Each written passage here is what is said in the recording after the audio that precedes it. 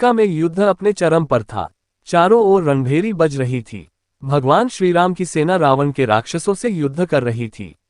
तभी रावण का पुत्र मेघनाद अपनी मायावी शक्तियों के साथ युद्धभूमि में उतरा। वह छल और माया का महान ज्ञाता था। उधर महाबली हनुमान श्रीराम के कार्य में लगे थे।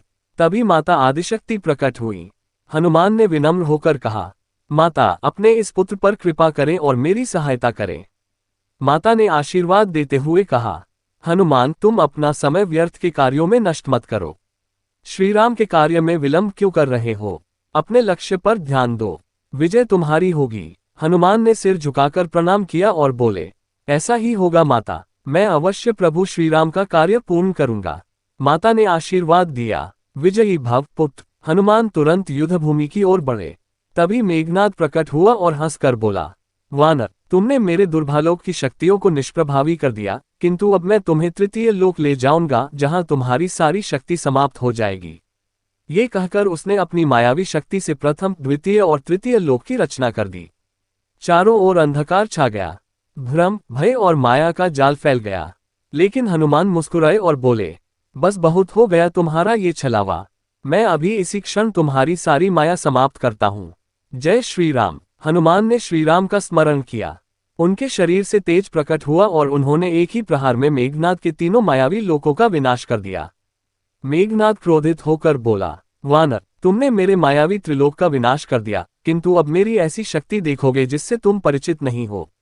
उसने अपने भयानक बहुदानव प्रकट किए।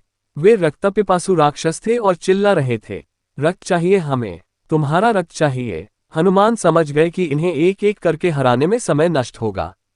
उन्हें माता की बात याद आई। उन्होंने गर्जना की, अब समय आ गया है मेरे दिव्य रूप का। जय श्री राम। क्षणभर में हनुमान ने पंचमुखी रूप धारण कर लिया। पूर्व दिशा में हनुमान मुख, दक्षिण में नरसिंह मुख, पश्चिम में गरुड़ मुख, उत्तर में वराह मुख, ऊपर हयग्रीव मुख। पांचों मुखों से दिव्य तेज निकला। उस प्रकाश से सारे राक्षस जलने लगे। गरुड़ मुख ने विष का नाश किया, नरसिंह मुख ने दानवों का संहार किया, वराह मुख ने धरती को स्थिर किया, हयग्रीव मुख ने माया को भंग किया और स्वयं हनुमान मुख ने मेघनाद पर प्रचंड प्रहार किया। मेघनाद भयभीत हो उठा। उसकी सारी माया नष्ट हो गई। हनुमान ने गर्जना की, श्रीराम की शक्ति के सामने कोई माया टिक नहीं सकती। ये कहकर उन्होंने मेघनाद को पराजित किया। आकाश में देवताओं ने पुष्पवर्षा की और जयघोष होने लगा। जय श्री राम। जय महाबली हनुमान। पंचमुखी हनुमान की जय।